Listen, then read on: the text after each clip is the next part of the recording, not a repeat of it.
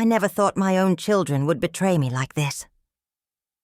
At 76, I was living peacefully in the farmhouse where I'd raised them, tending my garden and reading my books. Then one Tuesday morning, Ellie arrived with papers and Michael trailing behind like a guilty shadow. "Mom, you need professional care," she said, her real estate agent's smile never wavering. "We found you a lovely place." By evening, I was sitting in a sterile room at Meadowbrook Manor, watching them load my furniture into a moving truck through the window, my century-old home, my husband's memory, my independence, all stripped away while they talked about my best interests. But they made one critical mistake. They underestimated a librarian's research skills and a mother's determination for justice. How far would you go to reclaim everything that was stolen from you? Before we jump back in, tell us where you're tuning in from. And if this story touches you, make sure you're subscribed because tomorrow I've saved something extra special. For you, the first thing you notice about losing your entire life is how quiet it becomes. Not peaceful quiet. The kind of suffocating silence that presses against your chest until you can barely breathe. I sat in that cramped room at Meadowbrook Manor for 3 days before I could bring myself to unpack the single suitcase Ellie had allowed me to bring. Everything else, my books, my photographs, Tom's woodworking tools, my grandmother's china, was being sorted through by my children. Sorted through, as if 50 years of memories were nothing more than clutter to be organized and discarded. Twisted Tom's wedding ring around my finger, a habit I'd developed in the 28 years since he'd passed. The gold band had grown loose on my aging hand, but I'd never considered removing it. It was the only piece of my real life I had left, and I clung to it like a lifeline in this institutional nightmare my children had created for me. The farmhouse had been Tom's grandmother's before it was ours, built in 1923 with thick oak beams and windows that caught the morning light just right. 6 acres of rolling meadow stretched behind it, where I'd planted apple trees when the children were small and maintained a vegetable garden that had fed us through countless summers. The house wasn't grand by today's standards. 3 bedrooms, 1 bathroom, a kitchen with cabinets Tom had built himself. But it was ours. Every creaking floorboard, every corner where the wallpaper had begun to peel, every spot where the afternoon sun painted golden rectangles across the hardwood floors. I'd raised Eleanor and Michael in that house after Tom died of a heart attack at 48. Ellie was 12 then, Michael only 9. I remember how they'd both crawled into bed with me that first night, all of us crying until we fell asleep exhausted.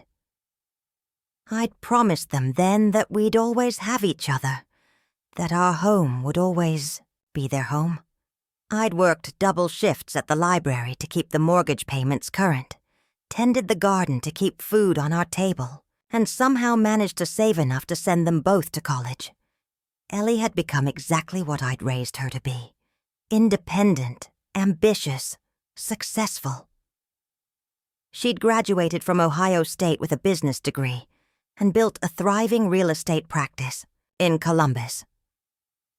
At 45, she drove a BMW, lived in a pristine suburban house with her husband Derek and their 2 teenage children, and had perfected the art of managing other people's lives with ruthless efficiency. She'd been trying to manage mine for years, suggesting I sell the farmhouse and move into a more manageable apartment, criticizing my decision to keep driving, questioning whether I was eating properly or taking my medications correctly. Michael had taken a different path. He'd studied music at Oberlin, dreaming of making it as a songwriter. When that didn't work out, he'd become a high school music teacher, married his college girlfriend Sarah, and had 2 beautiful children of his own. But dreams don't pay mortgages, and Michael had struggled financially for years. I'd helped when I could, covering a car repair here, a medical bill there. but I'd always been careful not to make him feel diminished by accepting help from his mother. The irony wasn't lost on me that my successful daughter saw me as a burden to be managed, while my struggling son saw me as a resource to be tapped. Both perspectives stung, but it was Ellie who had orchestrated this betrayal. She'd been the one to research nursing homes, to schedule the appointment with the doctor who would declare me unsafe to live alone, to present the unified front that convinced Michael to go along with her plan. The morning they'd come for me, I'd been watering my tomatoes. The garden was late this year.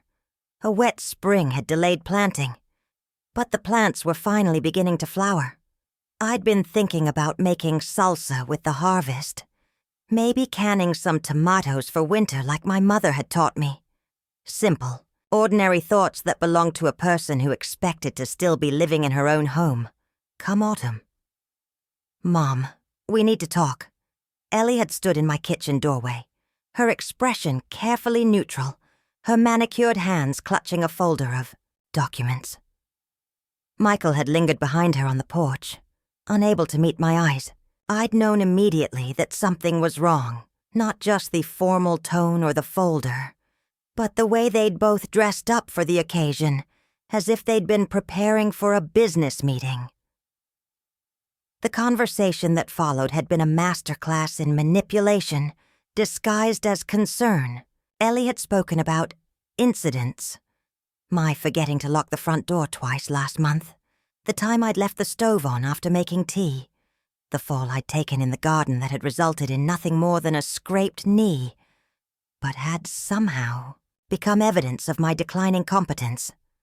Michael had nodded along, adding details about my confusion during phone calls and his worry about me driving after dark.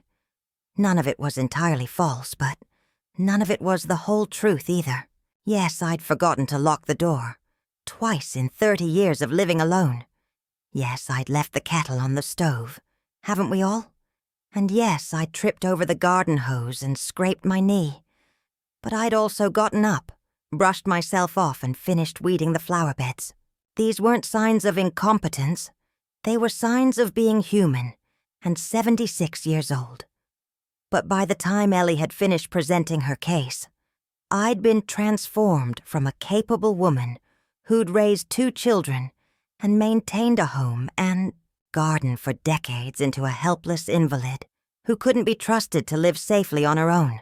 The papers she'd produced, signed by a doctor I'd met once during a routine physical, recommended immediate placement in a supervised care facility. The lawyer she'd consulted had already drawn up power of attorney documents. The nursing home had been chosen and the deposit paid. "It's temporary, Mom," Michael had said, his voice strained with guilt and hope. "Just until we can figure out the best long-term solution." But I'd seen the truth in Ellie's eyes. This wasn't temporary. This was permanent, and the best long-term solution was already in motion. The farmhouse would be sold, the proceeds divided between my children to secure their own futures, and I would disappear into the sterile corridors of Meadowbrook Manor like so many other inconvenient elderly parents before me. The nursing home itself was exactly what you'd expect from a facility chosen for convenience rather than care. The building was a converted motel from the 1970s, its exterior painted an institutional beige that managed to look both cheerful and depressing. The lobby featured artificial plants and motivational posters about embracing each day with joy, while the actual living conditions told a different story entirely. My room was barely large enough for 2 single beds, a shared dresser, and a small table by the window.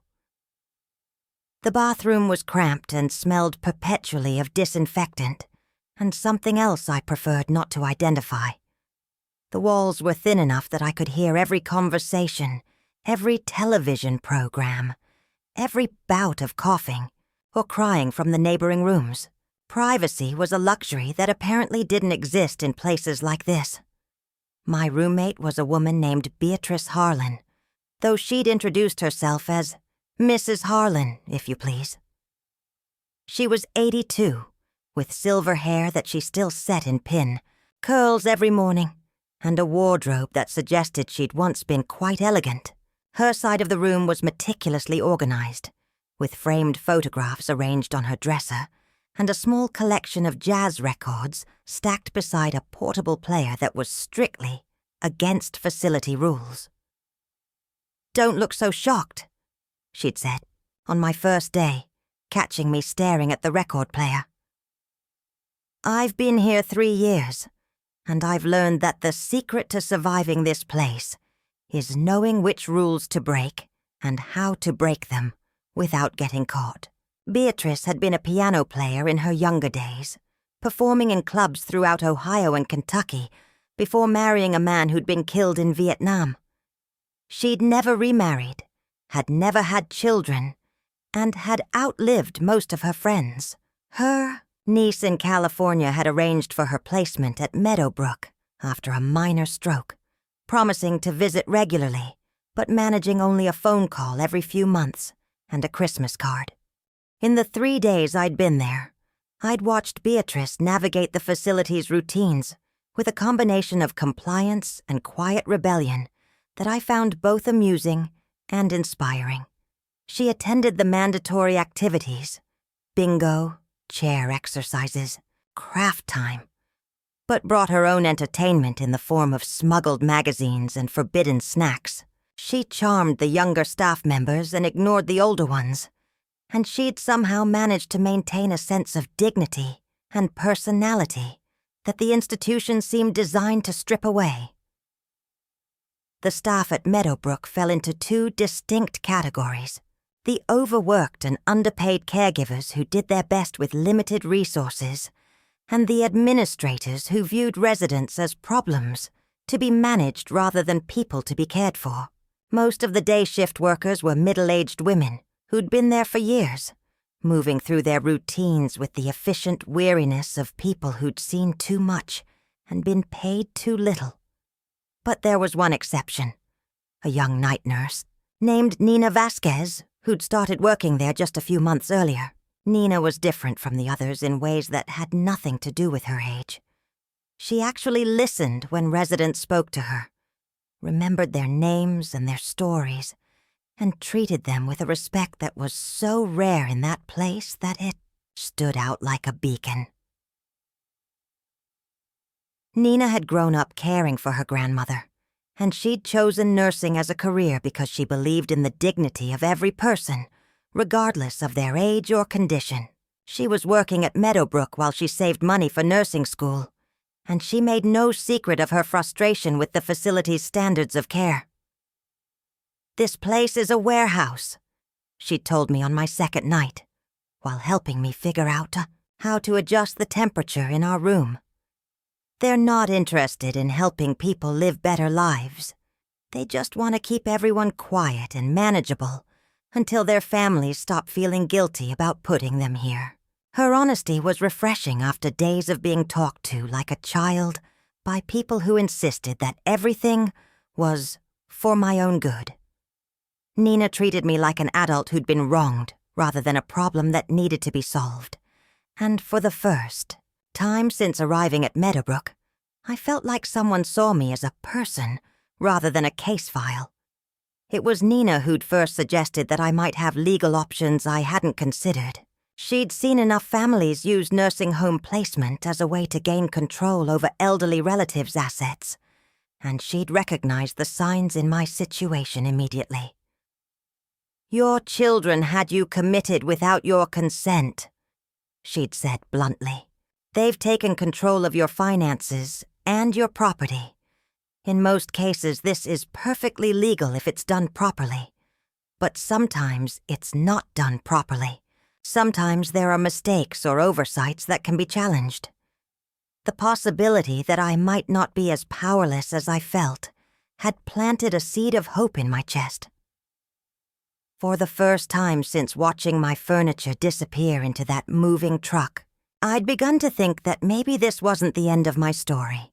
Maybe it was just the beginning of a different chapter, one where I fought back. The phone call that shattered what remained of my world came on a Thursday morning, exactly 1 week after I'd been deposited at Meadowbrook Manor. I was sitting in the common room, pretending to watch a game show while actually observing the other residents and trying to understand the unspoken hierarchies and alliances that governed life in this place. Beatrice was beside me, working on a crossword puzzle with the intensity of a chess master, when one of the day shift nurses approached with a cordless phone. "Mrs. Mayfield, your daughter's on the line." I took the phone with hands that had already begun to tremble, though I couldn't have said why. Some primitive instinct warned me that this conversation would change everything, that whatever fragile equilibrium I'd managed to establish in this sterile new world was about to be destroyed. "Hello, Ellie." "Mom, hi. How are you settling in? I hope you're making friends and participating in the activities. The staff tells me you've been keeping to yourself a bit too much." The staff. As if she was in regular communication with them. As if she was monitoring my behavior from a distance like I was a child at summer camp. The casual way she said it made my stomach clench with a familiar mixture of anger and helplessness. "I'm fine, Eleanor. What do you need?" There was a pause, and I could almost hear her recalibrating her approach. Ellie had always been strategic in her conversations, especially when she wanted something, or when she was about to deliver news she knew I wouldn't want to hear. "Well, I wanted to update you on the house situation. Derek and I have been working with a contractor to get everything ready for market, and I'm happy to report that we've had several interested parties already. The real estate market is incredibly strong right now, Mom. We're looking at offers that are significantly higher than we initially expected." The words hit me like physical blows. Market, contractor, offers. She was talking about my home, the place where I'd lived for over 50 years, where I'd raised my children, where Tom and I had built our life together, as if it was nothing more than a commodity to be bought and sold. "What do you mean, ready for market?" My voice came out smaller than I'd intended, barely more than a whisper. "Oh, just some basic updates to make it more appealing to buyers. We've had to clear out a lot of the old furniture and personal items. Honestly, Mom, I had no idea how much stuff you'd accumulated over the years. Most of it went to donation, but I saved some of the more valuable pieces. The antique dining set is in my garage, and Michael took Dad's tools. Donated. My life had been donated. The rocking chair where I'd nursed my babies, the bookshelf Tom had built for our anniversary, my mother's quilts, the china cabinet that had belonged to his grandmother, all of it sorted through by strangers and hauled away like garbage. You had no right." The words came out with more force than I'd managed in days, loud enough that several other residents turned to look. "That's my house, Eleanor. Those are my things." "Mom, we talked about this. You signed the papers giving us power of attorney. We're doing what's best for everyone involved. The house is too much for you to maintain, and frankly, it's been a financial drain for years. The property taxes alone are killing us, not to mention the repairs that keep cropping up. This way, you'll have the proceeds to pay for your care. Here, and Michael and I won't have to keep covering the expenses. Covering the expenses, as if they'd been supporting me instead of the other way around. As if I hadn't spent the last decade helping Michael with his mortgage payments and contributing to Ellie's children's college funds. As if the house they were so eager to sell hadn't been mortgage-free for 15 years, generating no expenses beyond routine maintenance and property taxes that I'd always paid myself. I never signed anything that gave you permission to sell my house. Mom, you're confused. Dr. Harrison examined you and determined that you're no longer competent to make major financial decisions. The power of attorney documents are perfectly legal. I have copies if you'd like me to bring them by, though I'm not sure that would be helpful given your current state of mind. My current state of mind. Dr. Harrison. The doctor I'd met once, for less than 20 minutes, during what I'd thought was a routine physical exam. The man who'd asked me a few questions about my memory and my daily routines, who'd seemed more interested in his clipboard than in anything I had to say. That brief encounter had somehow been transformed into a comprehensive evaluation that declared me incompetent. When? I asked, my voice barely audible now. When are you selling it? Well, that's the exciting part. We've actually already accepted an offer. A lovely young couple with 2 small children. They're so excited about the property, Mom. They have big plans for the garden, and they want to restore some of the original features of the house. It's going to be beautiful. Already accepted an offer. The house was already sold. In 1 week, they'd managed to strip away my entire life and sell it to strangers. The speed of it was breathtaking, terrifying in its efficiency. The closing is scheduled for next month, Ellie continued, her voice taking on the brisk, professional tone she used with her real estate clients. I'll make sure to drive by and take some photos for you before the new owners take possession. I thought you might like to have some pictures to remember it by. Pictures to remember it by. As if 50 years of memories could be reduced to a few snapshots. As if the place where I'd lived and loved and raised my children was already nothing more than history to be documented and filed away. I have to go. I managed to say, Mom, wait. I know this is hard, but it really is for the best. You'll see. Once you've had time to adjust to your new life there, you'll realize that we made the right decision. The staff says you're eligible for some wonderful programs. Art therapy, music appreciation, even a book club. You always loved books. I hung up without saying goodbye, my hands shaking so badly that I nearly dropped the phone. The nurse who'd brought it to me was still standing nearby, her expression carefully neutral in the way that suggested she'd overheard at least part of the conversation. Are you all right, Mrs. Mayfield? I wanted to scream that, no, I was not all right, that my life had just been sold out from under me by the children I'd sacrificed everything to raise. I wanted to throw the phone across the room, to rage against the casual cruelty of what had been done to me. Instead, I just nodded and handed her the phone, because what else was there to do? Beatrice was watching me with sharp, knowing eyes. When I returned to my chair, she'd abandoned her crossword puzzle and was studying my face with the intensity of someone who'd seen this particular drama play out before. Bad news from the children, she asked quietly. They sold my house. The words came out flat, emotionless, as if I was reporting the weather. Without telling me, without asking me, they just sold it. Beatrice made a sound that was part sigh, part growl. How long were you there? 53 years. Jesus Christ. She glanced around to make sure none of the staff had overheard her profanity, then leaned closer. My niece did something similar, though not quite as fast. Took her about 6 months to liquidate everything I owned. Said it was to pay for my care here, but somehow there's never any money left over when I ask about it. The casual way she said it, as if this kind of betrayal was so common, it barely warranted comment, made something inside me snap. This wasn't just happening to me. It was happening to people all over the country. Elderly parents being warehoused, by children who saw them as burdens to be managed rather than people to be honored.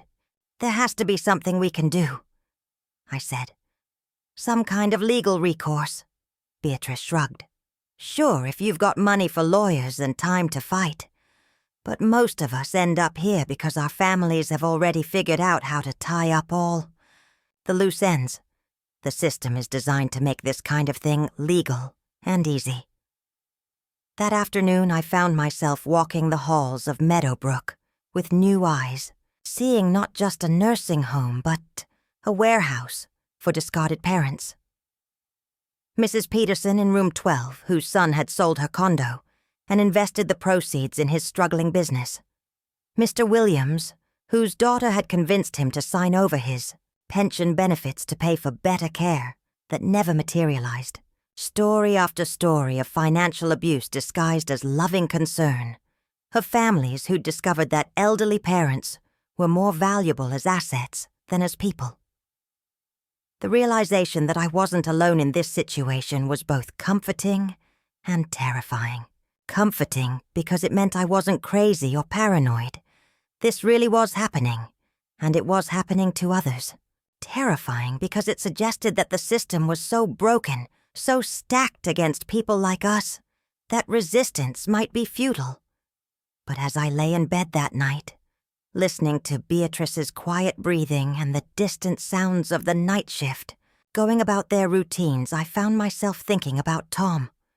Not the idealized version of him that had sustained me through 28 years of widowhood, but the real man, stubborn, protective, fiercely independent. The man who'd built our kitchen cabinets with his own hands because he refused to pay someone else to do work he could do himself. The man who'd spent months researching the best schools when it came time to enroll the children, who'd read every word of every contract before signing anything. Tom had been a planner, a man who thought ahead and prepared for contingencies. He'd made sure we had life insurance, had insisted on keeping our property taxes current, had always maintained our home and vehicles himself to avoid unnecessary expenses. He'd been the kind of man who would have made provisions to protect me after he was gone. And suddenly, lying there in that narrow bed in that sterile room, I realized something that made my heart race with possibility. Tom had been a planner. He'd made provisions. And somewhere in the boxes of papers that Ellie had so efficiently sorted through, there might be documents she hadn't found, agreements she didn't know about, protections Tom had put in place that could change everything. For the first time since that moving truck had pulled away from my house, I felt something other than helplessness. I felt hope, and beneath that hope, growing stronger by the minute, I felt something else. A cold, determined anger that reminded me why Tom had always said I was the strongest person he knew. My children had made a mistake. They'd assumed that putting me in this place would make me disappear, that I'd fade into the institutional background like all the other discarded parents. But they'd forgotten something important about the woman who'd raised them. The woman who'd kept their family together after their father died. The woman who'd worked 2 jobs to send them to college and never asked for anything in return. They'd forgotten that I was a librarian, and librarians know how to research. Telling and preparing this story took us a lot of time, so if you are enjoying it, subscribe to our channel. It means a lot to us. Now back to the story. The next morning brought with it a clarity that I hadn't felt since arriving at Meadowbrook. I woke before dawn, my mind already racing with possibilities and plans. Beside me, Beatrice was still sleeping, her breathing steady and peaceful, in a way that suggested she'd found her own methods for coping with the indignities of institutional life. I lay quietly in the dim light filtering through our small window, thinking about Tom and the careful way he'd approached every major decision in our life together. Tom had been an accountant for a small firm in town, but his real passion had been woodworking. Our basement had been his workshop, filled with tools and half-finished projects, and the smell of sawdust that had clung to his clothes, even after he'd showered. He'd built most of our furniture himself, the kitchen cabinets, the bookshelves, the children's beds that had lasted through their entire childhood and beyond. But more than that, He'd been methodical about everything he did, whether it was planning a piece of furniture or planning our financial future. I remembered him sitting at our kitchen table on Sunday evenings, surrounded by papers and files, working on what he called getting our ducks in a row. He'd been obsessive about documentation, keeping copies of everything in multiple places, creating what he called backup plans for our backup plans. At the time, it had seemed excessive. Who needed 3 copies of their insurance policies, or detailed inventories of their possessions, or legal documents filed in multiple locations?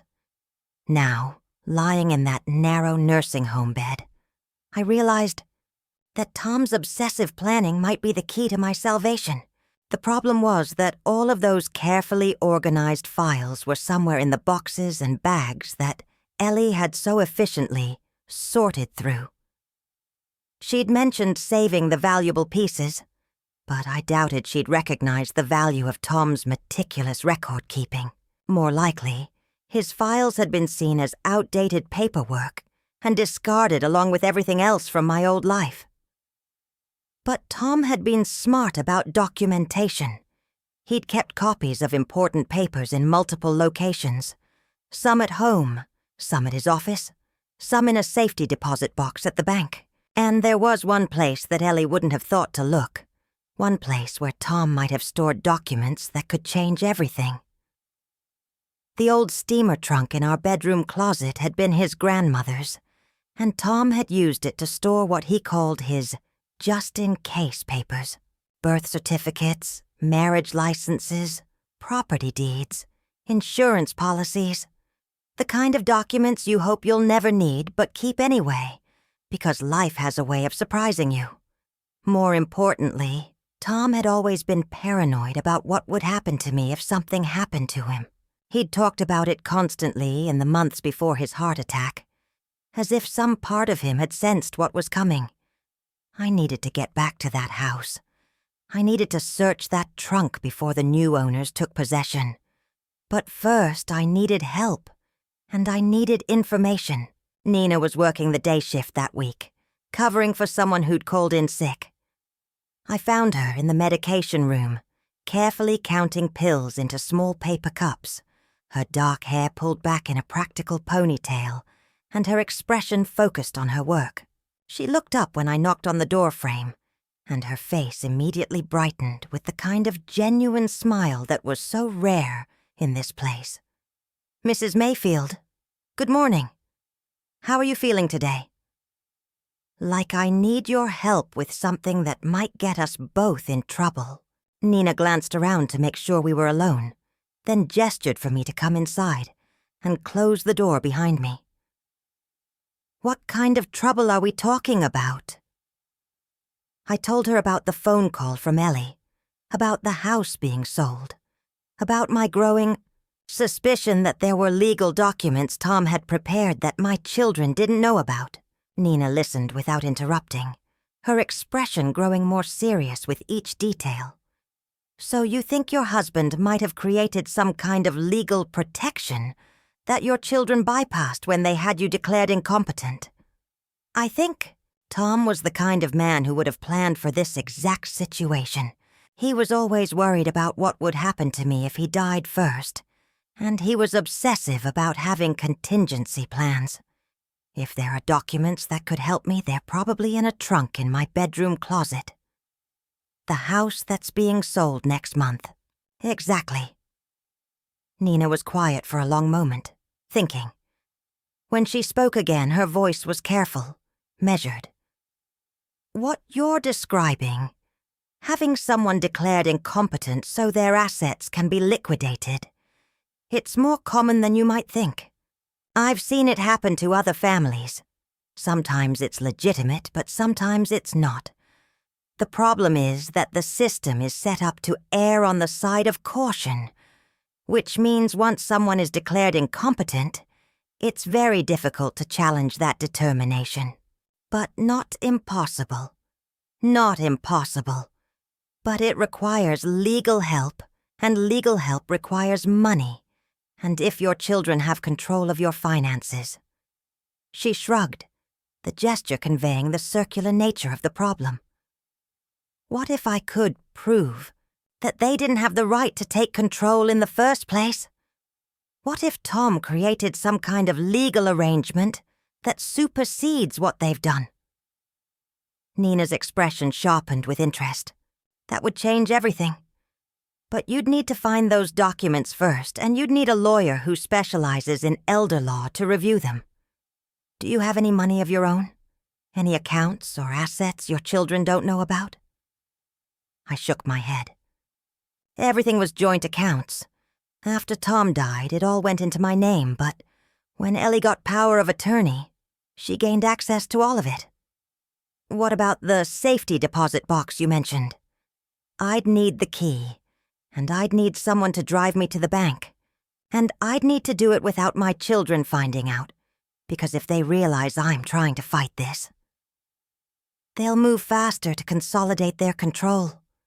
Nina finished. Yeah, I understand the problem. We stood there in silence for a moment, both of us thinking through the logistics of what I was proposing. Finally, Nina spoke again, her voice lower than before. I have Thursday and Friday off this week. If you could get permission for a day trip, maybe frame it as wanting to visit some old friends or something, I could drive you to the house and the bank, but we'd have to be careful, and we'd have to be fast. The offer was so generous, so unexpected that I felt tears prick at my eyes. Why would you do that for me? Because what's happening to you is wrong, she said simply. And because I've seen too many people in this place who gave up fighting for themselves. You haven't given up yet, and I respect that. The next challenge was getting permission to leave Meadowbrook for the day.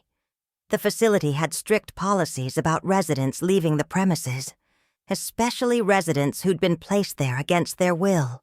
I would need a compelling reason, someone to vouch for my mental competence, and authorization from my children as my legal guardians.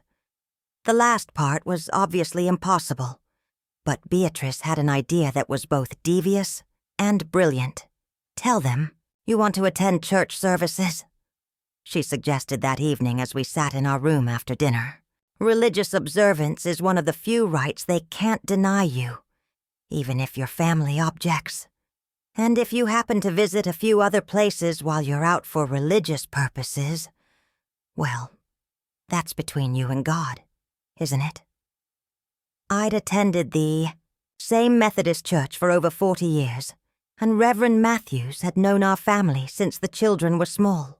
He'd performed Tom's funeral service, had checked on me regularly in the years afterward, and had always been someone I could count on for support.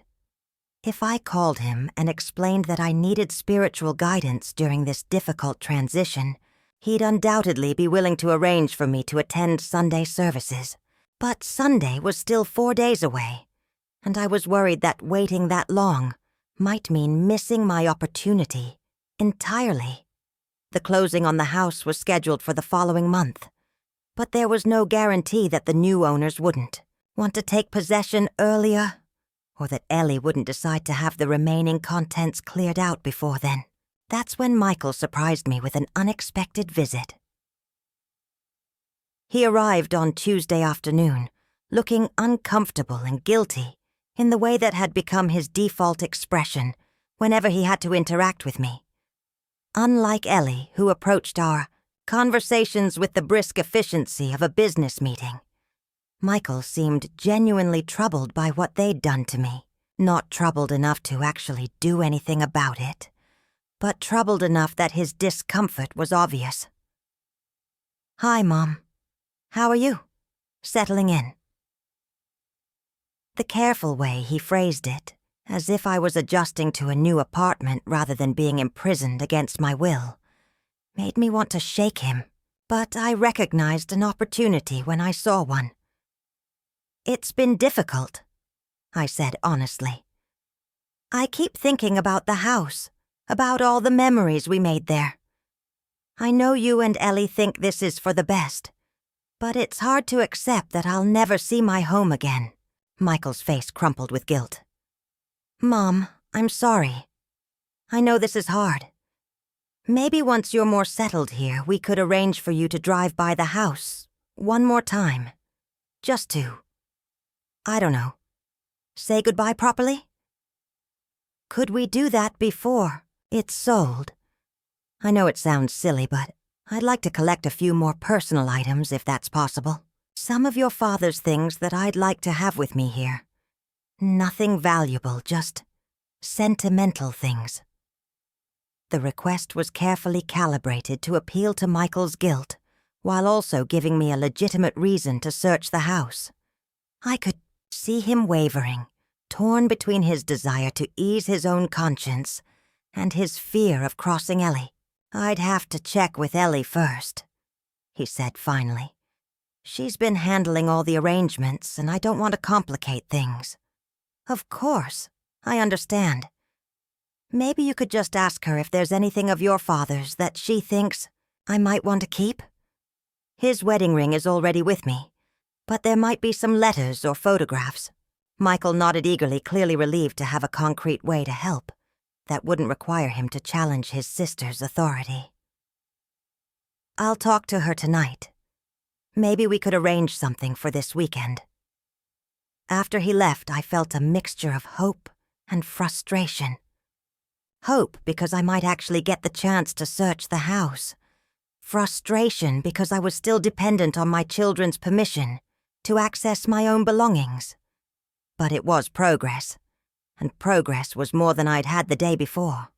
That evening, Nina stopped by my room during her break to check on how my day had gone.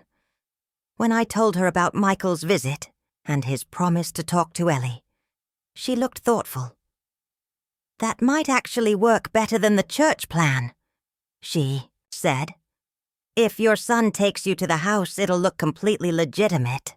No one will question your right to be there or wonder what you're doing. But I'll be with Michael the whole time. I won't be able to search for documents without him seeing what I'm doing. Maybe you don't have to hide it from him. Maybe you can get him to help you without him realizing what he's really helping you do. She was right. Michael's guilt over the situation might make him an unwitting ally if I approached it correctly. Instead of trying to deceive him, I could appeal to his desire to make amends by asking for his help in organizing Tom's papers or looking for specific mementos. The more I thought about it, the more convinced I became that this was my best chance. I just had to be smart about how I used it.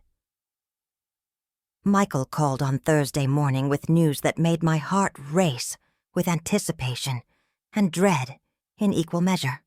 Ellie had agreed to let him take me to the house on Saturday afternoon, but with conditions that revealed just how carefully she was managing every aspect of this situation.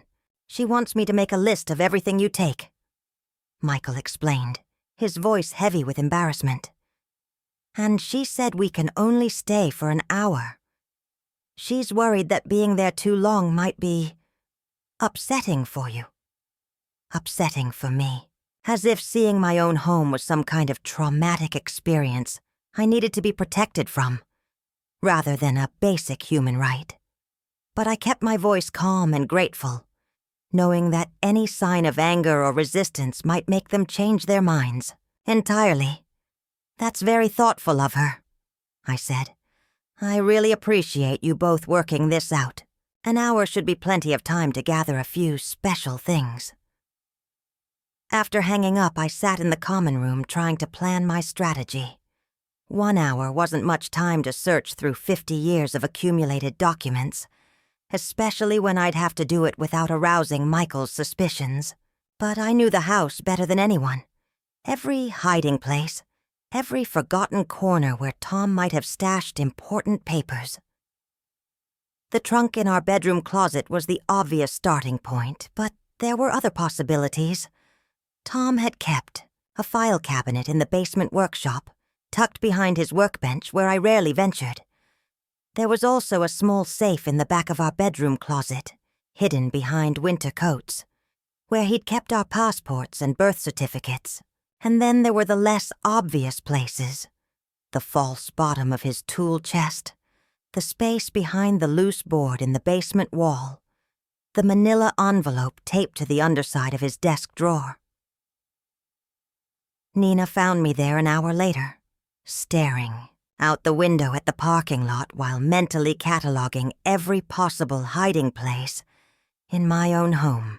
She sat down beside me without speaking, a skill she'd developed for drawing out residents who needed to talk but didn't know how to start. "Saturday," I said finally. "Michael's taking me to the house on Saturday." "That's great news. How are you feeling about it?" "Terrified," I admitted. "What if I can't find anything? What if Tom didn't leave the kind of documents I'm hoping for? What if I'm just grasping at straws because I can't accept what's happened to me?" Nina was quiet for a moment, considering her words carefully. "Even if you don't find legal documents that can help you fight this, you'll still get to see your home one more time. You'll get to say goodbye properly. That matters too." She was right, but the thought of walking through those rooms, knowing it was the last time, knowing that strangers would soon be sleeping in my bedroom and cooking in my kitchen, made my chest tighten with grief I wasn't ready to feel. "There's something else," Nina continued. "I've been doing some research on elder abuse cases, and I found a lawyer who might be able to help you. Her name is Rachel Kim, and she specializes in cases where families have improperly gained control over elderly relatives' assets." The fact that Nina had been researching lawyers on my behalf, using her own time to investigate options I couldn't pursue myself, brought tears to my eyes. "You didn't have to do that." "Yes, I did. What's happening to you isn't right, and if there's something I can do to help you fight it, then I'm going to do it." She pulled a folded piece of paper from her pocket. I wrote down her contact information. She offers free consultations for cases like yours, but you'd need documents to show her. Proof that your children bypassed legitimate legal protections or evidence that you weren't properly evaluated before being declared incompetent. I took the paper with hands that trembled slightly. Having a lawyer's name and number made this feel real in a way it hadn't before. This wasn't just a fantasy born of desperation. It was an actual plan with concrete steps I could take. "There's one more thing," Nina said, glancing around to make sure we weren't being overheard. "I talked to my cousin Maria. She's a paralegal at a law firm downtown. She said that if your husband created any kind of trust or protective arrangement for you, it would have been filed with the county. Those records are public, but you need to know where to look and what to ask for." The pieces were starting to come together. If I could find evidence that Tom had created legal protections for me, and if I could get those documents to a lawyer who understood elder abuse cases, I might actually have a chance at fighting back. It was still a long shot, but it was more hope than I'd had since arriving at Meadowbrook. Friday passed in a blur of nervous energy and careful planning.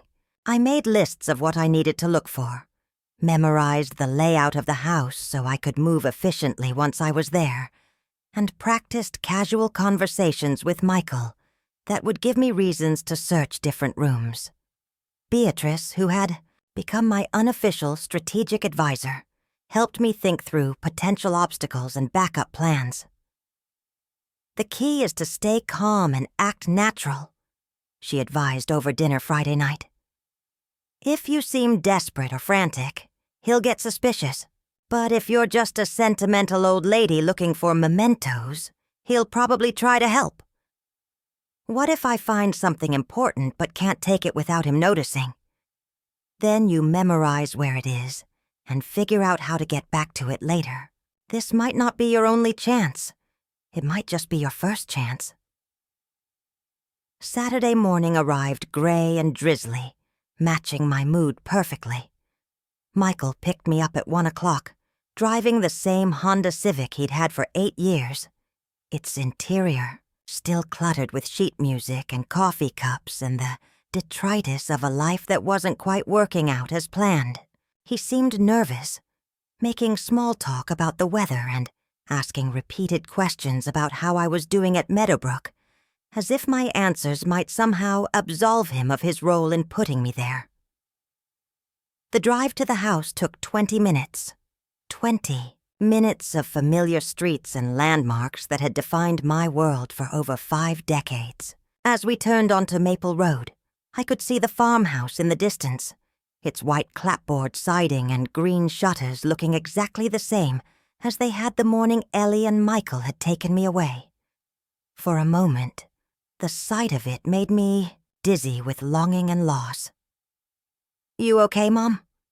Michael asked, noticing my sudden silence. It's good to see it again."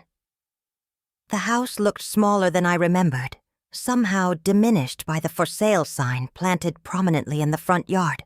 Ellie's realtor had added a sold banner across the top, a cheerful red and white proclamation that my life was officially over.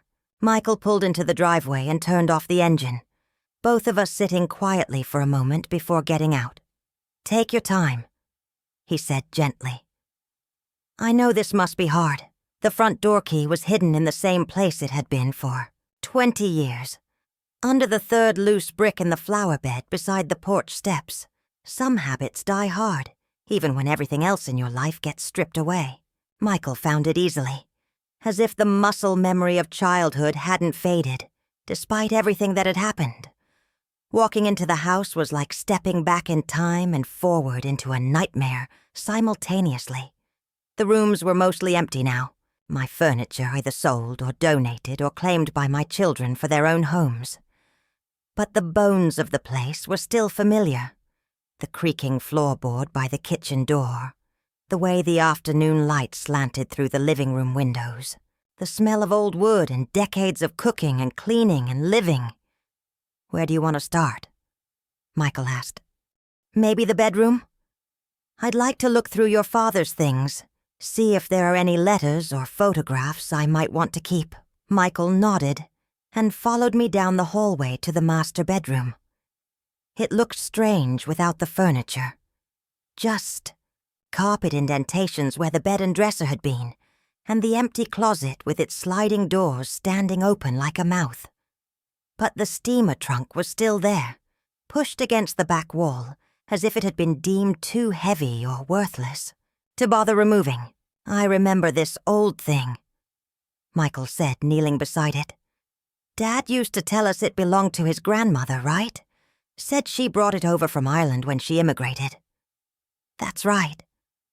I knelt beside him, my heart pounding as he lifted the heavy lid. "Your father used it to store important papers. I thought there might be some things in here that would be meaningful to have." The trunk was about half full, layered with manila folders and document boxes and loose papers that had been Tom's attempt at organizing a lifetime of paperwork. Michael began pulling items out and setting them aside.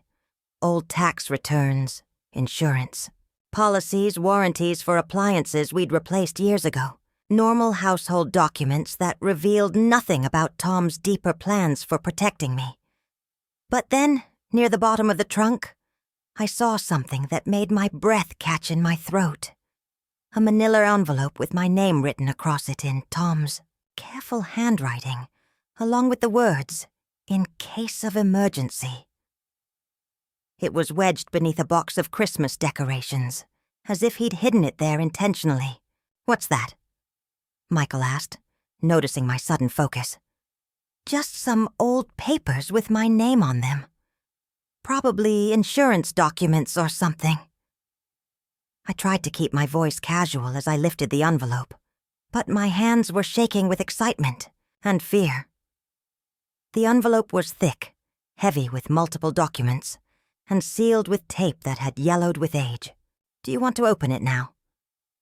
"Maybe later. I don't want to take up too much of our time here. I set the envelope aside carefully, trying not to let Michael see how important it felt to me. Is there anything else in there that looks significant? We spent another 10 minutes going through the remaining contents of the trunk. Michael found a box of letters Tom had written to me during our brief courtship, which made him smile with the kind of bittersweet nostalgia that suggested he still had some capacity for understanding what he'd helped take away from me.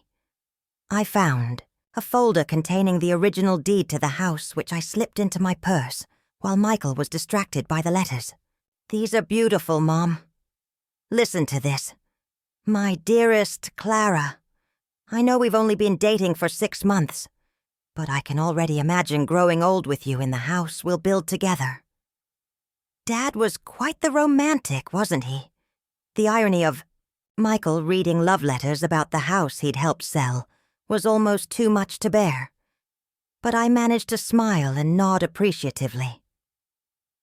He was a good man, a thoughtful man. We moved on to the basement next, where Tom's workshop had been stripped of most of its tools, but still retained the smell of sawdust and machine oil that had defined it for decades. The file cabinet was still there, too heavy and too worthless for anyone to bother hauling away. Michael helped me go through its contents, which were mostly business records from Tom's accounting work and warranties for tools he'd bought over the years. But in the bottom drawer, tucked behind a folder of utility bills from the 1990s, I found something that made my pulse race, a small notebook in Tom's handwriting, with dates and notations that looked like some kind of legal research. Page after page of notes about property rights, inheritance laws, and something called homestead exemptions. And on the last page, a list of lawyers' names and phone numbers, with one name circled in red ink. Harold Brennan, estate planning. What's that, Mom? Just some old business notes of your father's. Nothing important. I slipped the notebook into my purse alongside the envelope and the deed, hoping Michael wouldn't notice the growing collection of documents I was accumulating. We had been in the house for 40 minutes, and I could see Michael starting to get anxious about Ellie's 1-hour limit. But there was one more place I needed to check, the small safe in the back of the bedroom closet. Tom had installed it himself, hiding it behind a false panel he'd built into the wall. If there were documents that could save me, that's where they would be. I want to check the closet one more time, I told Michael. See if there are any of your father's clothes that might still fit you. No point in letting them go to waste. The closet was empty except for a few wire hangers and the lingering scent of the cedar sachets I'd used to keep moths away. But the false panel was still there, invisible, unless you knew where to look. I ran my hands along the back wall until I found the hidden catch, and the panel swung open to reveal the small fireproof safe Tom had installed 20 years earlier. Mom, what is that? There was no point in trying to hide it now. Your father installed this safe years ago. He kept our important documents in it. Birth certificates, passports, that kind of thing. The safe was locked, but I knew the combination by heart. Tom had used our wedding date, month, day, and year. The lock clicked open, and inside I found exactly what I'd been hoping for. A manila folder labeled Clara's Protection in Tom's unmistakable handwriting. My hands were shaking as I lifted the folder. It was thin but felt heavy with possibility. Whatever was inside could either save me or confirm that I was grasping at straws born of desperation. What does it say? Michael asked, leaning closer. I opened the folder and found 3 documents inside. The first was a handwritten letter addressed to me, dated just 6 months before Tom's heart attack. The second was a legal document titled Irrevocable Trust Agreement, with both our names at the top. The third was a copy of something called a Homestead Declaration, filed with the county recorder's office and bearing an official seal. The letter was written in Tom's careful script. "My dearest Clara, if you're reading this, it means I'm gone, and you're facing some kind of trouble with the house or our finances. I've tried to protect you the best way I know how. The trust document means that our house can never be taken from you or sold without your explicit consent, even if someone tries to have you declared incompetent. The Homestead Declaration provides additional protection under Ohio law. Take these papers to Harold Brennan. He helped me set everything up, and he'll know what to do. Remember that I love you, and that this house is yours for as long as you want it. Don't let anyone convince you otherwise. Love always, Tom." I had to read the letter twice before its meaning fully sank in. Tom had anticipated this exact situation. He'd known that our children might someday try to take control of my life and my assets, and he'd created legal protections to prevent it. The house couldn't be sold without my consent, regardless of what power of attorney documents Ellie thought she had. "Mom, what does it say?" I looked up at Michael, seeing him clearly for perhaps the first time since this nightmare had begun. Not as the son who'd betrayed me, but as the confused and guilty man who'd made a terrible mistake because he'd trusted his sister's judgment over his own conscience. "It says your father loved me enough to make sure I'd always have a home." The weight of what I'd discovered was almost overwhelming. These documents could change everything, could give me back my house, my independence, my dignity. But they also meant that everything my children had done to me was not just morally wrong, but legally invalid. The power of attorney, the sale of the house, the seizure of my assets. All of it was built on a foundation that didn't exist. "I need to make some phone calls," I said quietly, folding the documents carefully and placing them in my purse. "And I think you and Ellie need to have a very serious conversation about what you've done." Michael's face had gone pale as he began to understand the implications of what we'd found. "Mom, we didn't know. Ellie said she'd checked all the legal requirements. She said everything was proper." "I'm sure she believed that. But your father was a careful man, and he loved me enough to make sure I'd be protected, even from my own children, if necessary." We drove back to Meadowbrook in silence, both of us, lost in our own thoughts. Michael seemed shaken by the revelation that their carefully orchestrated plan had been built on false assumptions.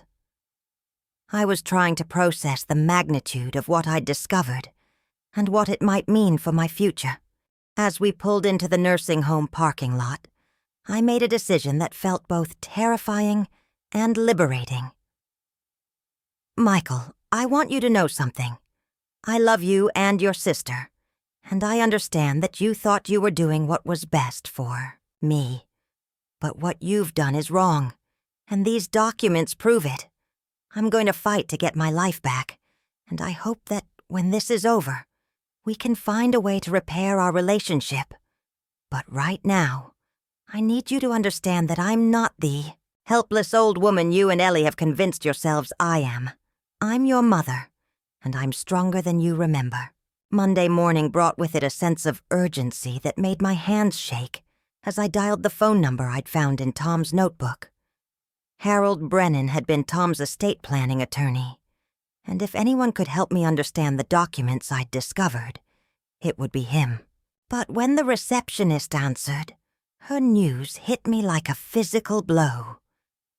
"I'm sorry, but Mr. Brennan passed away 3 years ago. The practice was taken over by his partner, James Morrison. Would you like to speak with him?" Tom's carefully chosen lawyer was dead. The man who'd helped create my legal protections was gone, and with him went the intimate knowledge of what Tom had been trying to accomplish. But I had no choice except to move forward with what I had. "Yes, please. I need to speak with Mr. Morrison about some documents Harold Brennan prepared for my late husband. 20 minutes later, I was speaking with James Morrison, a man whose voice suggested he was younger than I'd hoped and less familiar with Tom's work than I'd needed. But he agreed to see me that afternoon if I could get to his office, and Nina had already volunteered to drive me during her lunch break. The law office was in a converted Victorian house downtown, its elegant exterior hiding the kind of cramped, cluttered interior that suggested a practice focused more on substance than appearances. Morrison was indeed younger than I'd expected, probably in his 40s with the slightly overwhelmed air of someone who'd inherited more cases than he could properly manage. "Mrs. Mayfield, I'm sorry for your loss," he said, settling behind a desk covered with stacks of files. "Harold spoke of your husband occasionally. A very methodical man," he said, very concerned about protecting his family's future. I handed him the documents I'd found in Tom's safe, watching his expression carefully as he reviewed them. His eyebrows rose slightly as he read through the trust agreement, and he made small sounds of interest as he examined the homestead declaration. "This is quite sophisticated work," he said finally. "Your husband and Harold created multiple layers of protection for your property. The irrevocable trust means that the house is held in trust for your benefit, with you as the sole beneficiary. Even if someone gained power of attorney over your other affairs, they couldn't touch the trust property without your explicit consent. My daughter says she has legal authority to sell the house. She's already accepted an offer." Morrison's expression darkened. "Based on what authority?" I explained about the power of attorney documents, about being declared incompetent, about the house being listed and sold without my knowledge or consent. Morrison listened with growing concern, occasionally asking questions about dates and procedures. "Mrs. Mayfield, I'm afraid your children and their attorney have made a serious mistake. If this trust document is valid, and I have no reason to believe it isn't, then the sale of your house is not just morally questionable. It's legally impossible. The trust supersedes any power of attorney arrangement." The relief I felt was so intense it made me dizzy. "So I can stop the sale?" "You can do more than that. You can challenge the entire power of attorney arrangement. If your children gained control of your assets by bypassing legitimate legal protections, then their authority may be invalid from the beginning." But then Morrison's expression grew more serious, and I could tell there was something else he needed to tell me. "However, there's a problem. This trust document should have been recorded with the county when it was created. That's standard procedure for this type of arrangement. Let me check the public records." He turned to his computer, typing rapidly, while I sat in silence, afraid to hope too much. After several minutes of searching, he frowned and looked up at me. "There's no record of this trust being filed with the county. That's unusual." Harold was very careful about following proper procedures. My heart sank. "What does that mean?" It could mean several things. It's possible that Harold filed it under a different name or reference number. It's possible that there was a clerical error at the county office. Or... He paused, looking uncomfortable. "Or what?" "Or it's possible that someone had the trust filing removed from the public records." The suggestion hung in the air between us like a physical presence. Someone had deliberately hidden the trust document, erasing the evidence of Tom's attempts. To protect me. But who would have had access to county records? Who would have known to look for such a document in the first place? Who would be able to do something like that? I asked. Someone with access to the county recorder's office. Someone who knew what to look for and how to remove it without leaving obvious traces. It would require inside knowledge and probably some form of official access. A terrible thought began to form in my mind. Ellie worked in real estate. She dealt with county records every day as part of her job. She would know how the system worked, would have contacts in the recorder's office, would understand exactly how to make documents disappear if she needed to. Mr. Morrison, is it possible that my daughter could have removed the trust filing herself? His expression grew very serious. If she did, it would constitute fraud, and possibly elder abuse. Those are serious criminal charges, but we'd need proof, and proving that someone deliberately removed records from public files can be very difficult. I felt sick thinking about it, but the more I considered the possibility, the more sense it made. Ellie hadn't stumbled into this situation. She'd orchestrated it. She'd researched my legal vulnerabilities, discovered the trust arrangement, and systematically dismantled Tom's protections before moving against me. The speed with which everything had happened, the efficiency of the whole operation, the way she'd seemed to have answers for every question, it all pointed to careful planning and inside knowledge. "But I still have the original documents," I said. "Doesn't that prove the trust exists?" "It proves that your husband intended to create a trust. But without the public filing, it's much more difficult to enforce. Your children's attorney could argue that the trust was never properly established, that it was just an intention that was never legally completed." The hopelessness I'd felt upon arriving at Meadowbrook came flooding back, even with Tom's careful planning, even with legal documents that should have protected me. I was still trapped by my children's betrayal and manipulation. But Morrison wasn't finished. "However, there may be another way to approach this. If your daughter did remove the trust filing, she would have had to do it recently, probably within the last few months, after she began planning to have you declared incompetent. County record systems keep logs of all access and modifications. If we can prove that someone with her access credentials removed or modified the trust filing, we'd have evidence of fraud." "How would we prove that?" "We'd need help from someone inside the county system, someone who could access the modification logs without alerting the people who might be involved in the cover-up. It's not easy, but it's not impossible." I thought about Nina, about her cousin Maria who worked as a paralegal, about the network of people who'd already expressed willingness to help me fight this injustice. Maybe I had more allies than I'd realized. "Mr. Morrison, if I could get evidence that the trust filing was deliberately removed, what would happen then?" "Then we'd have a criminal case as well as a civil case. Your daughter could face charges for fraud and elder abuse. The power of attorney arrangement would be invalidated.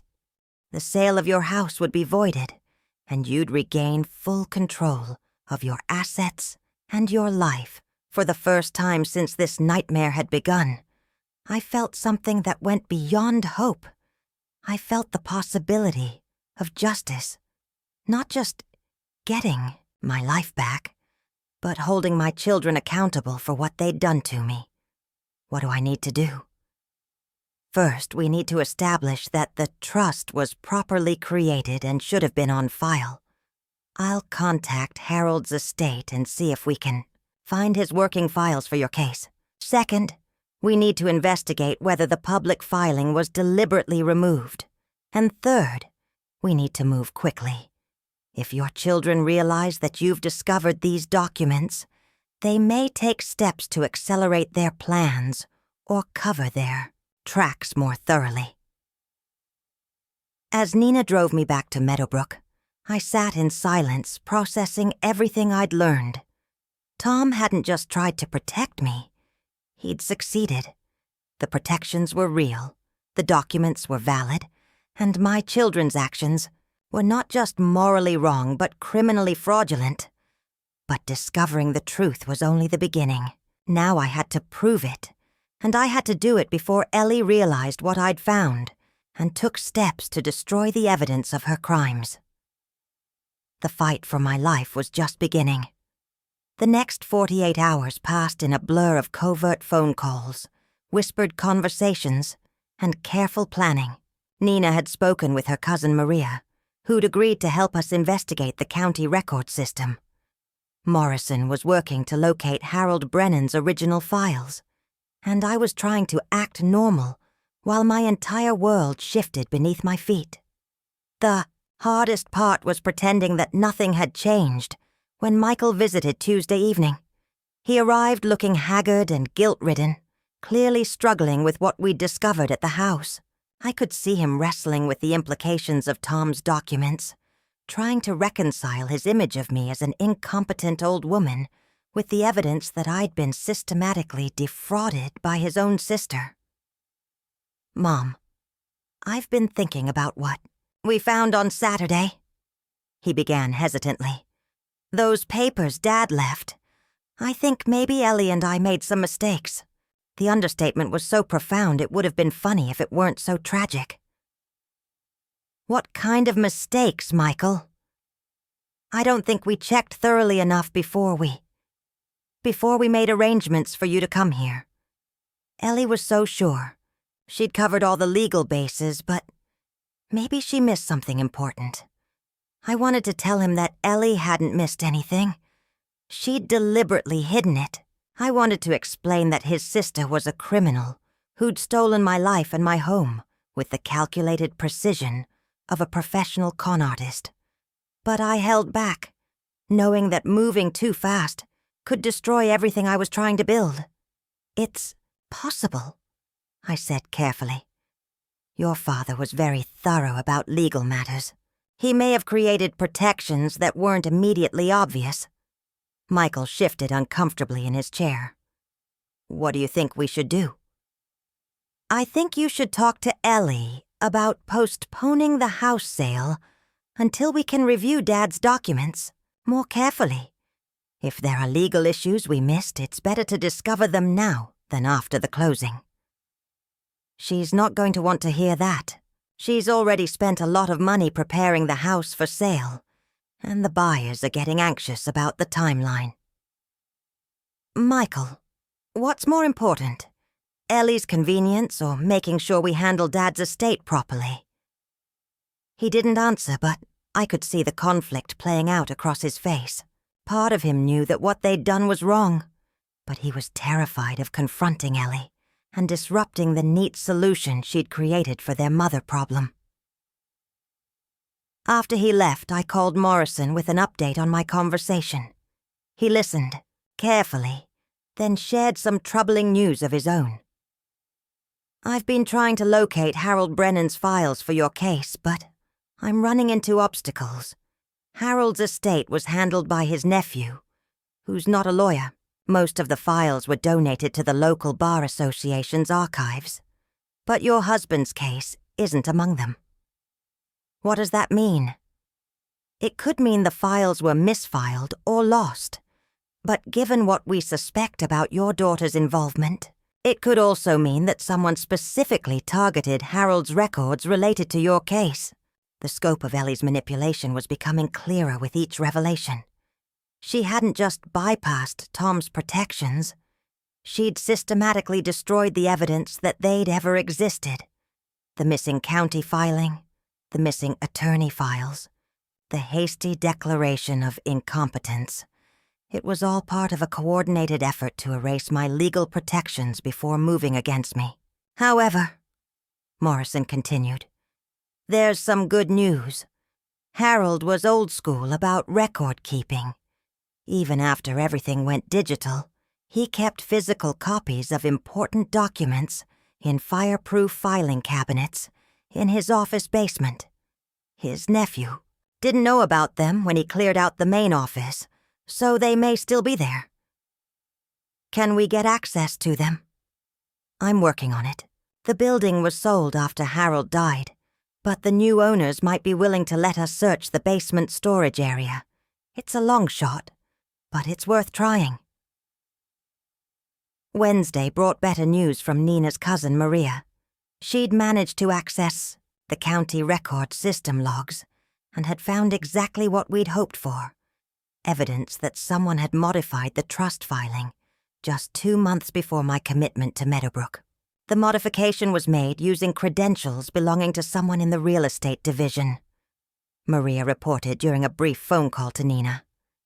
I can't tell you who specifically without digging deeper, but the timestamp shows it was done during business hours on a Tuesday in March.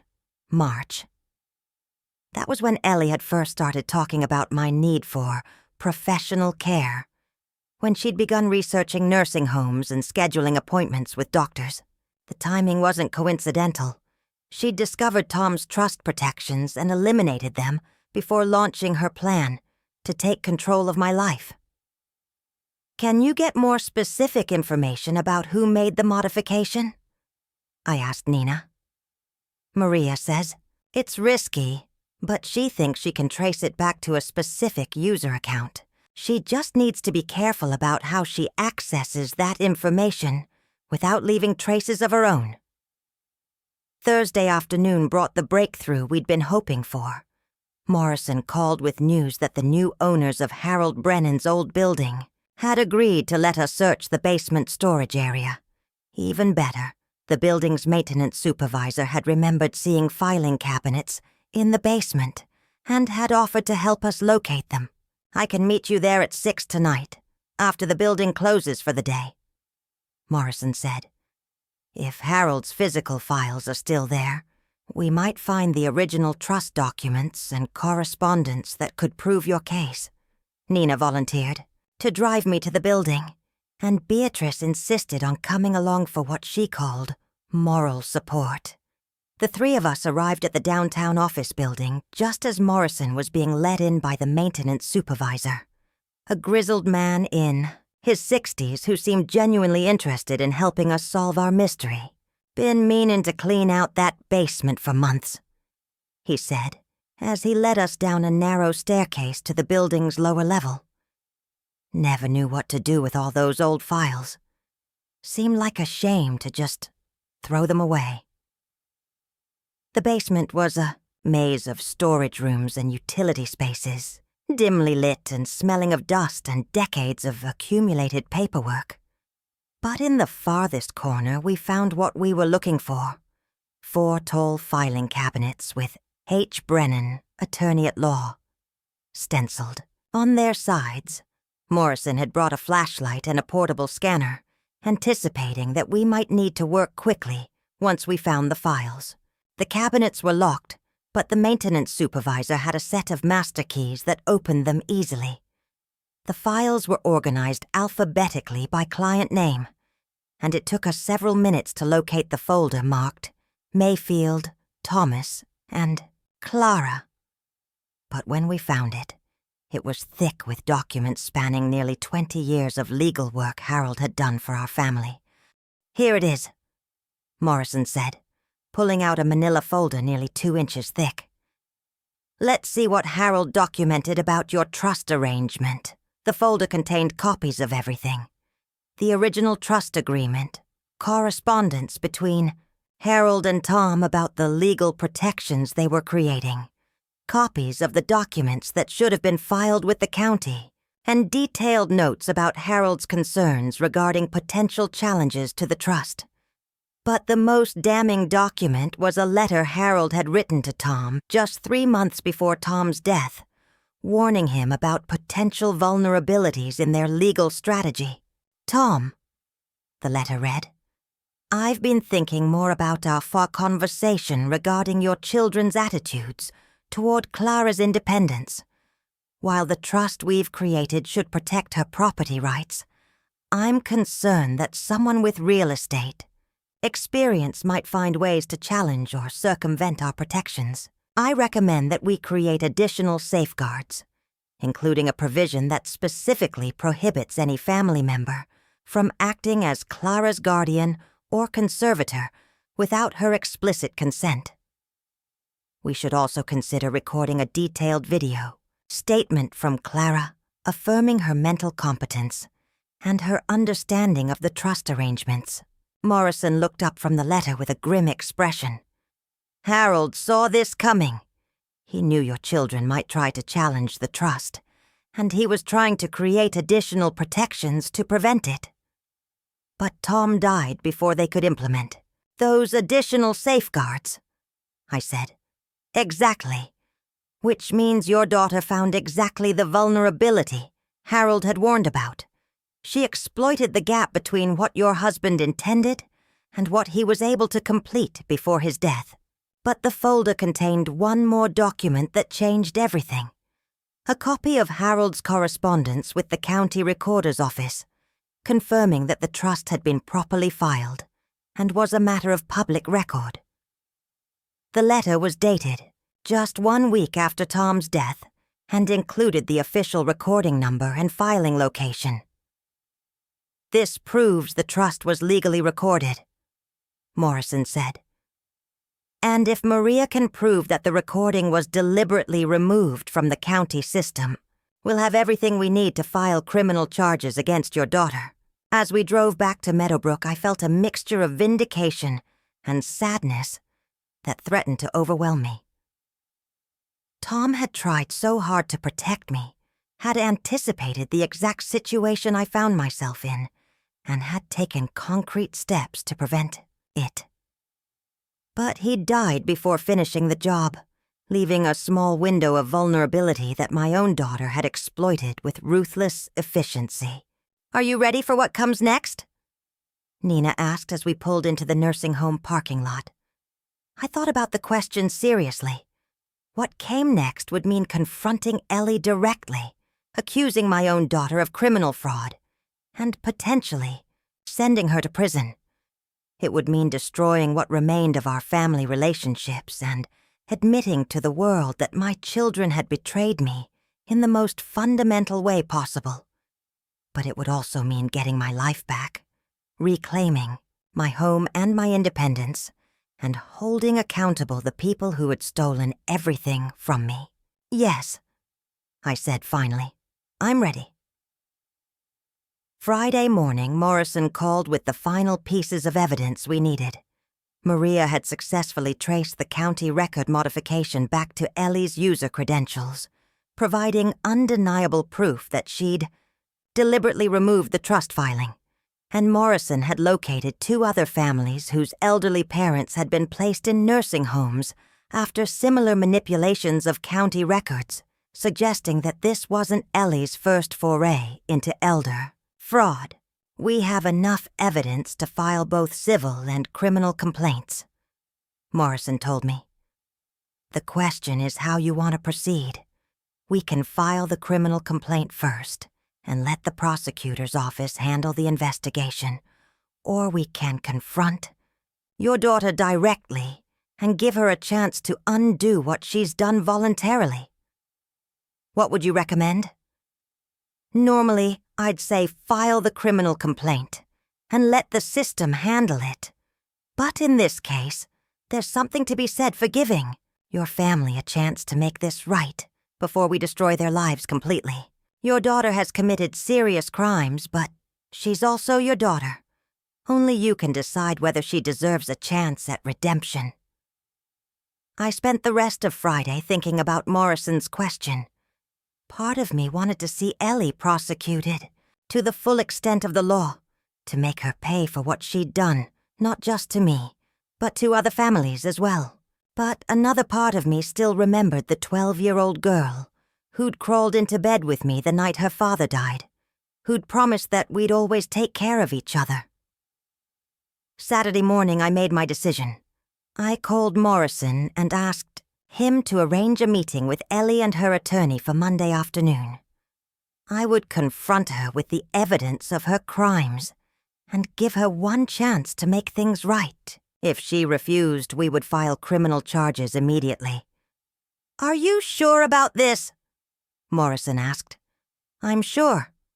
She's my daughter, and I owe her the chance to do the right thing. But I also owe it to myself and to other families to make sure this stops here." The meeting was set for 2 o'clock Monday afternoon at Morrison's office.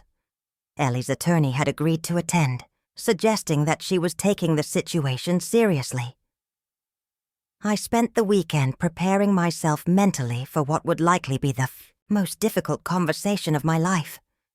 But I was ready. After weeks of feeling powerless and helpless, I finally had the tools I needed to fight back. Win or lose, I would face my daughter as an equal, armed with the truth and backed by the law Tom had tried so hard to leave in place for my protection. The battle for my life was about to begin. Monday afternoon arrived with the weight of inevitability. I sat in Morrison's office conference room, wearing the navy blue dress that Nina had helped me select from the few clothes I'd been allowed to bring to Meadowbrook. It was important to look competent, dignified, like someone who deserved to control her own life rather than someone who needed to be managed by her children. Morrison had arranged the evidence methodically across the conference table. Copies of Tom's trust documents, Harold Brennan's correspondence, the county filing, records, and the computer logs showing when and how the trust filing had been removed. Each piece of paper represented a nail in the coffin of Ellie's carefully constructed deception.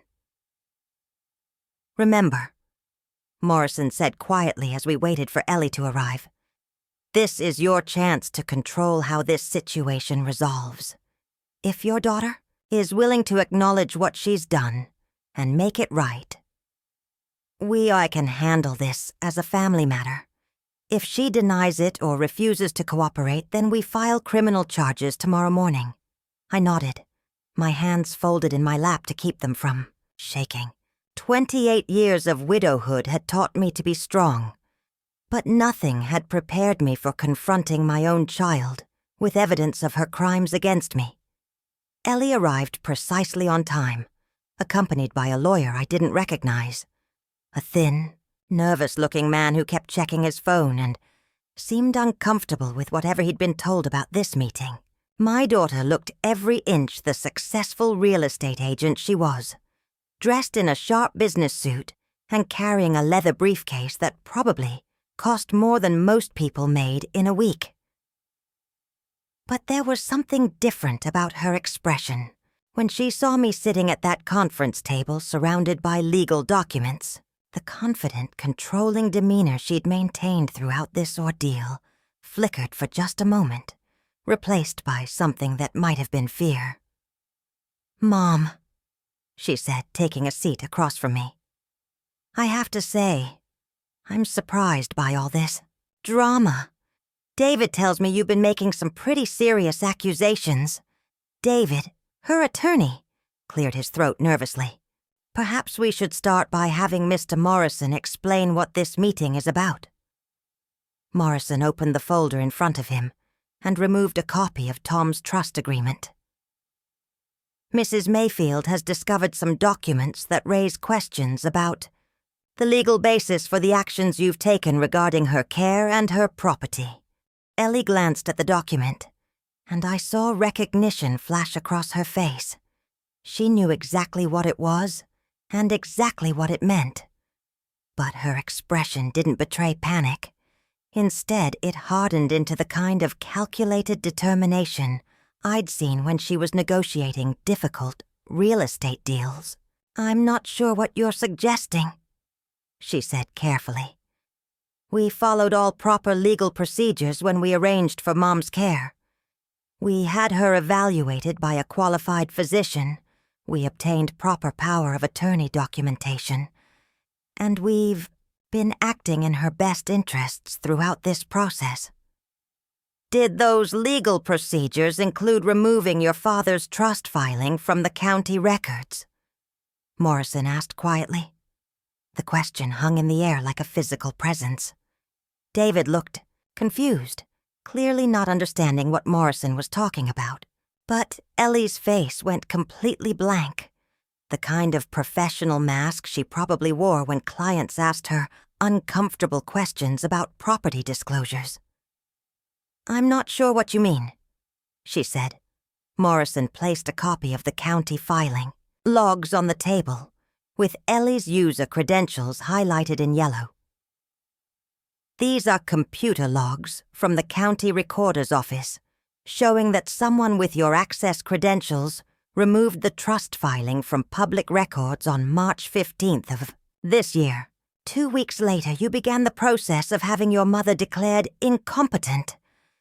David leaned forward to study the documents, his confusion turning to alarm as he began to understand what he was looking at. Eleanor, what is this? You didn't tell me anything about existing trust documents. Because there weren't any, Ellie said, but her voice lacked conviction. This is all just confusion about old paperwork that was never properly filed. Morrison placed Harold Brennan's correspondence on the table. This letter from your mother's attorney confirms that the trust was properly created and filed with the county. It includes the official recording number and filing date. Harold Brennan has been dead for 3 years, Ellie said. You can't verify any of this with him. No, but we can verify it with his files, which we recovered from his old office. Morrison added the rest of Harold's documentation to the growing pile of evidence. We have copies of everything. The original trust agreement, the filing correspondence, even Harold's notes about his concerns that family members might try to challenge the trust. I watched my daughter's face as the weight of the evidence accumulated. In front of her, the confident mask was slipping, replaced by something harder and more desperate. This wasn't the Ellie who'd raised me after Tom died, the little girl who'd promised we'd always take care of each other. This was a stranger who'd calculated the value of my life and found it less important than her financial convenience. Even if these documents are legitimate, Ellie said finally, Mom was declared incompetent by a qualified medical professional. The trust arrangements don't override that determination. Actually, they do, Morrison replied. The trust was specifically designed to protect your mother's property rights even in the event of incapacity. And more importantly, the medical evaluation that declared her incompetent was based on the false premise that she had no existing legal protections in place. David was looking increasingly uncomfortable as he reviewed the documents. Eleanor, if what Mr. Morrison is saying is true, then everything we've done regarding your mother's estate could be legally invalid. Why didn't you tell me about these trust documents? Because I didn't know about them, Ellie said, but her voice was losing its strength. The computer logs suggest otherwise, Morrison said gently. They show that you accessed the trust filing just 2 months before initiating the competency proceedings. That's not a coincidence. The room fell silent except for the sound of David frantically shuffling through papers and making notes. I could see him realizing that he'd been used as an unwitting accomplice in what was starting to look like a criminal conspiracy. Finally, I spoke for the first time since the meeting began. Eleanor, I need you to tell me the truth. Did you know about your father's trust arrangements when you had me committed to that nursing home? My daughter looked at me across that conference table, and for just a moment, I saw something in her eyes that reminded me of the child she'd once been, scared, cornered, trying to figure out how to avoid consequences for something she knew was wrong. Mom, you have to understand. Did you know? I repeated. The silence stretched between us like a chasm. When Ellie finally spoke, her voice was barely above a whisper. Yes, I knew. David dropped his pen and stared at her in shock. Eleanor, what are you saying? I found the trust documents when I was going through Mom's papers after she had that fall in the garden. I was trying to help her organize her finances, and I discovered that Dad had created these legal protections that would make it impossible for us to help her if she ever became incapacitated. Help her? Morrison's voice was sharp. Or control her assets? Ellie's composure finally cracked completely. You don't understand what it was like, watching her living alone in that house, refusing to admit that she needed help. She left the stove on. She forgot to lock doors. She fell in the garden and could have seriously injured herself. We were terrified that something terrible would happen to her. But every time we tried to talk to her about safer living arrangements, she refused to listen. So you decided to take away her choice in the matter, I said quietly. We decided to do what was necessary to protect you, even if you couldn't understand that it was for your own good. By stealing my house and putting me in a warehouse for discarded parents? Ellie flinched at the description, but she didn't deny it. We thought it would be temporary. We thought you'd adjust to the nursing home and realize that it was better for you than trying to maintain that big house all by yourself. And the house sale? Was that temporary too? She couldn't meet my eyes. The expenses were adding up. The nursing home costs, the property taxes, the maintenance on the house. We needed to liquidate some assets to pay for your care. My care that I never asked for and never consented to. Because you weren't competent to make that decision. The words came out as a desperate shout, and Ellie immediately looked like she regretted saying them. Morrison leaned forward. Mrs. Mayfield, your mother seems quite competent to me. She located crucial legal documents, researched her options, and has been actively participating in complex legal discussions for the past week. What evidence do you have that she's incompetent to make her own decisions? Ellie looked at David, clearly hoping her attorney would provide some kind of legal lifeline. But David was shaking his head and gathering his papers. Eleanor, I can't continue to represent you in this matter. If what you've told us is true, then you've admitted to deliberately concealing material legal documents and fraudulently obtaining guardianship over your mother. Those are serious crimes. David, wait. I'm sorry, but I have ethical obligations that prevent me from representing someone who's admitted to fraud. You need to find new counsel immediately. As David packed his briefcase and prepared to leave, Morrison addressed Ellie directly. Mrs. Mayfield, you have a choice to make. We can handle this as a family matter if you're willing to immediately reverse everything you've done. Restore your mother's legal control over her assets, cancel the house sale, and return her to her home. Or we can file criminal charges for fraud, elder abuse, and theft, and let the prosecutor's office sort it out. Ellie sat in stunned silence as her attorney left the room. When the door closed behind him, she finally looked directly at me for the first time since the meeting began. Mom, I never meant for it to go this far. I really thought I was helping you. By stealing my life? By protecting you from making decisions that could hurt you. Decisions like choosing where to live and what to do with my own property. She didn't answer, but I could see the truth in her eyes. She hadn't been protecting me. She'd been protecting herself from the inconvenience of having an aging mother who might need actual care and attention rather than just financial management. Eleanor, I'm going to ask you one more time, and I want you to think very carefully before you answer. Are you willing to undo what you've done to me?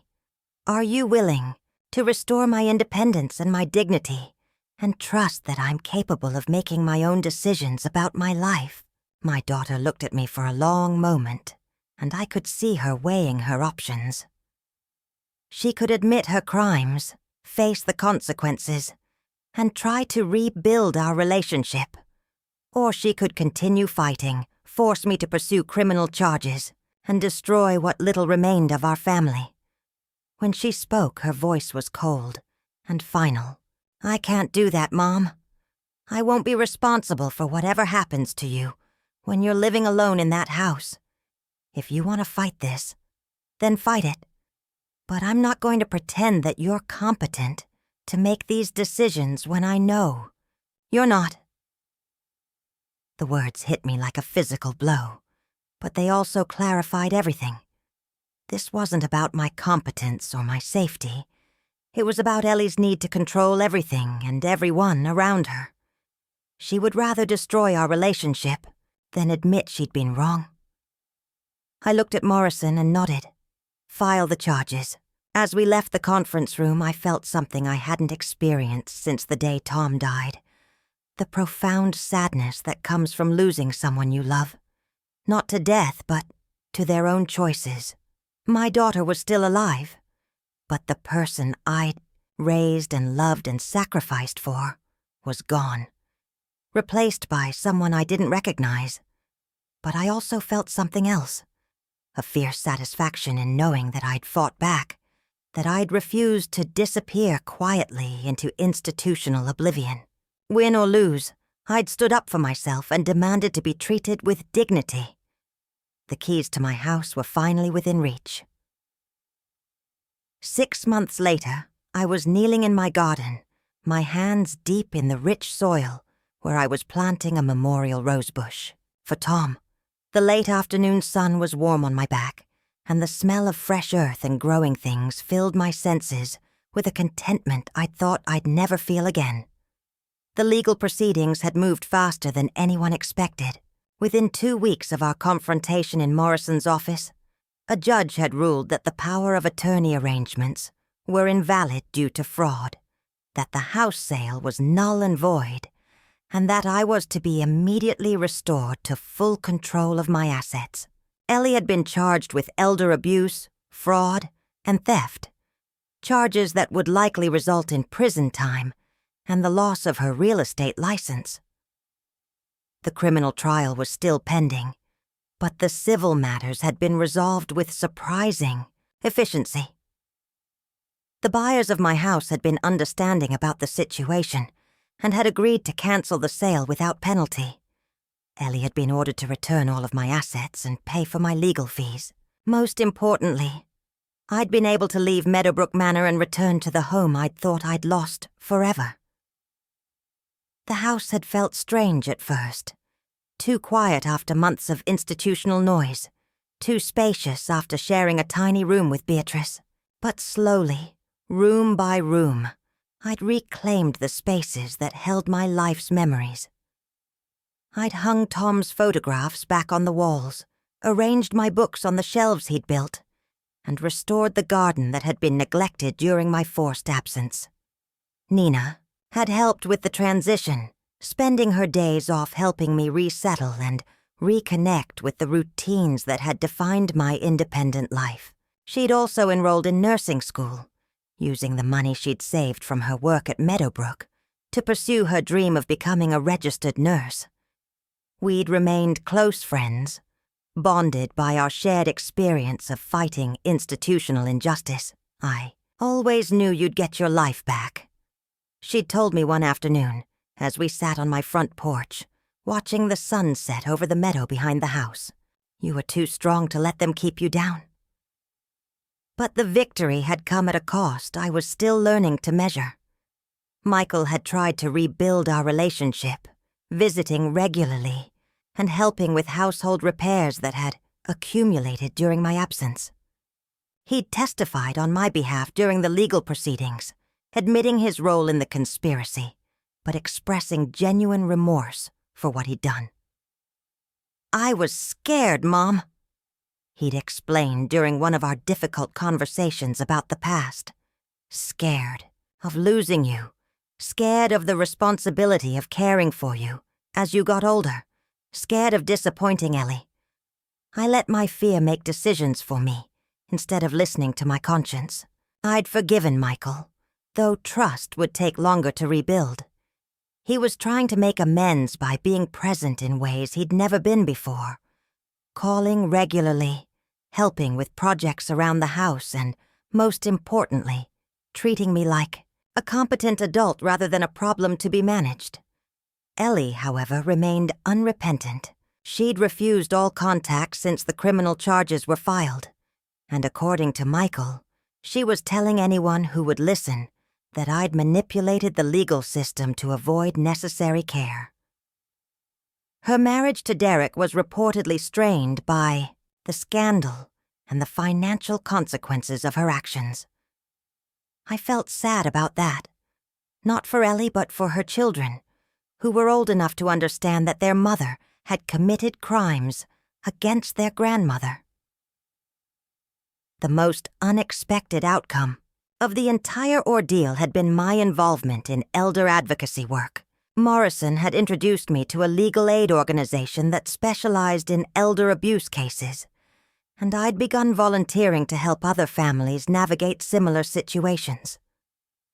My experience as a librarian, combined with my first-hand knowledge of how the system could be manipulated, made me effective at researching cases and connecting families with appropriate resources. "You found your second calling," Beatrice had told me during one of her visits. She'd been able to leave Meadowbrook after her niece was confronted with evidence of financial mismanagement and agreed to restore Beatrice's control over her own assets. We'd become unlikely partners in the elder advocacy work, using our combined experiences to help other families avoid the traps we'd fallen into. The work was emotionally difficult, but deeply satisfying. Each family we helped represented a victory against the system that had nearly destroyed my own life. We'd assisted in recovering stolen assets, challenging inappropriate guardianships, and holding family members accountable for financial abuse. Most importantly, we'd helped elderly people reclaim their dignity and their right to make decisions about their own lives. As I finished planting Tom's memorial rose, I sat back on my heels and looked around the garden I'd restored over the past 6 months. The tomatoes were thriving in the late summer heat, the flower beds were vibrant with color, and the apple trees Tom had planted decades ago were heavy with fruit that would be ready for harvest soon. This garden represented everything I'd fought to reclaim, not just property or assets, but the right to live my life according to my own choices and values, the right to tend growing things, to wake up in my own bed, to make decisions both wise and foolish without having to justify them to anyone else. I thought about the letter Tom had left for me, the one where he'd promised that this house would be mine for as long as I wanted it. He'd been right to worry about threats to my independence, and he'd been smart to create protections against them. But he'd also been right about something else. I was stronger than anyone, including myself, had realized. The evening breeze carried the scent of roses and the sound of birds settling into their roosts for the night. Soon it would be dark, and I would go inside to the house that was truly mine, to the life I'd fought to reclaim. Tomorrow I would tend my garden, help another family, fight for justice, and continue building the independent life my children had tried to steal from me. I was 76 years old, and I was just getting started. Up next, we have 2 more incredible stories that are waiting for you. Just click the image you want to watch and it will take you there. If you enjoyed this video, make sure to subscribe, it would mean a lot.